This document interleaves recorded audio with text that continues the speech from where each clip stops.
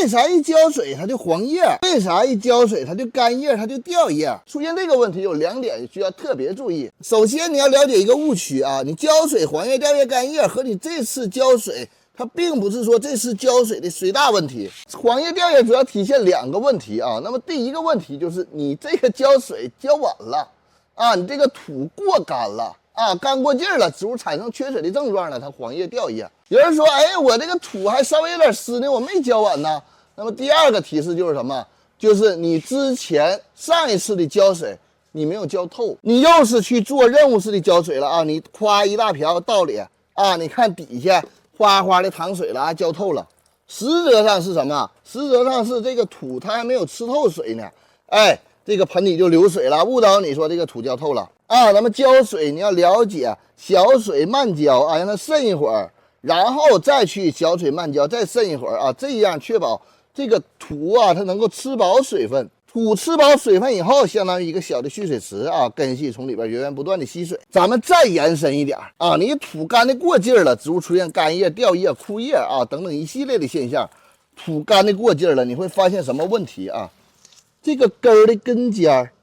看见了吗？断了啊，坏死了，这根儿是不健康的了啊，这是它干旱造成的。这个根儿已经坏的怎么样？干瘪了，失去了生命力。这时候你往土里大量的浇水以后啊，形成的一个烂根儿啊，并不是说你浇水水大，而是你之前干的太厉害了，干的太猛了，你再浇水啊，这个湿度上来以后，这些干瘪的啊，你可以理解为它是一个根系的一个尸体，它怎么样？它就会被微生物分解，就是你眼中看到的烂根儿、化水腐烂的这种感觉。明白了啊？就植物的这个表现，它一定是在给你提示啊，你要正确的去理解它啊。咱们一浇水就出现黄叶，一浇水就出现黄叶，你要注意浇没浇透啊。下次浇水要提前，减少浇水的一个错误率。这个盆面什么时候土是干的？什么时候土是湿的，什么时候该浇水，今天大概的给大家嘚啵一下啊，让你更好的去掌控这个水。第一种情况啊，这个土是黑褐色的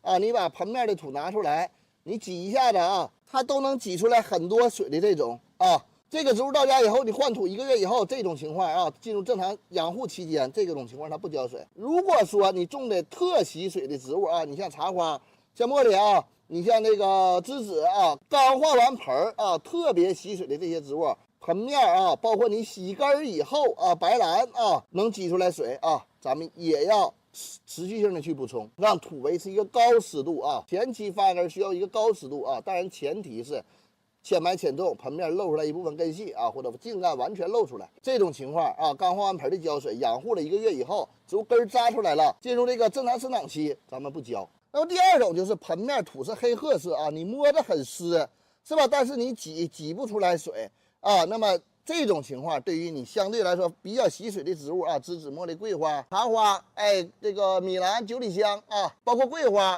这个时候咱们要给它进行浇水，是吧？特别吸水的植物，盆面捏着不出水了啊，你摸着是湿的，但是它不出水了，就可以给它浇水。第3种情况啊，就是盆面这个土啊变成那种浅棕色。你掰这个小碎块啊，盆面的这些小碎块是吧？摸的完全没有湿度了，土变色变成棕色。你像那个龟背竹这种，你像那个红掌，你像咱们养护的这个竹子，包括用咱们种山兰花土种的这个兰花啊，君子兰，包括咱们各种蔓丽绒类的，那么也包括咱们天堂鸟、春雨啊，这些肉质根为主的植物，草本类的植物啊，盆面土干烂没有湿度了，这个程度咱们就可以给它进行浇水。那么第4种情况，耐旱植物啊，就是说这个叶片和茎干能够储存水分的一个植物啊，你比如像芦荟，是吧？叶片有大量的水分啊，你像这个种球类的植物啊，茎干和叶片能够储存水分的这些植物啊，相对来说都比较耐旱。那么咱们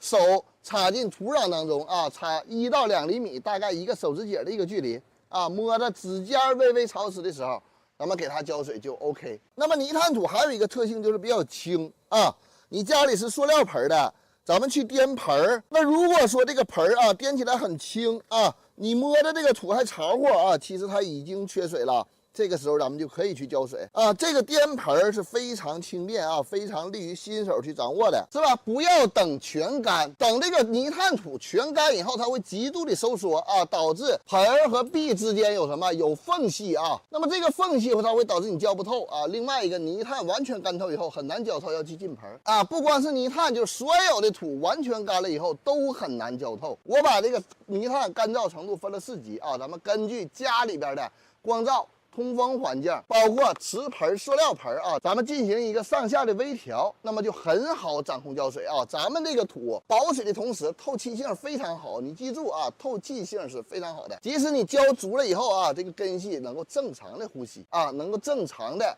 去生长，这就极大的提高了咱们浇水以及换盆种花的一个成活率的问题啊。别忘了点赞关注啊。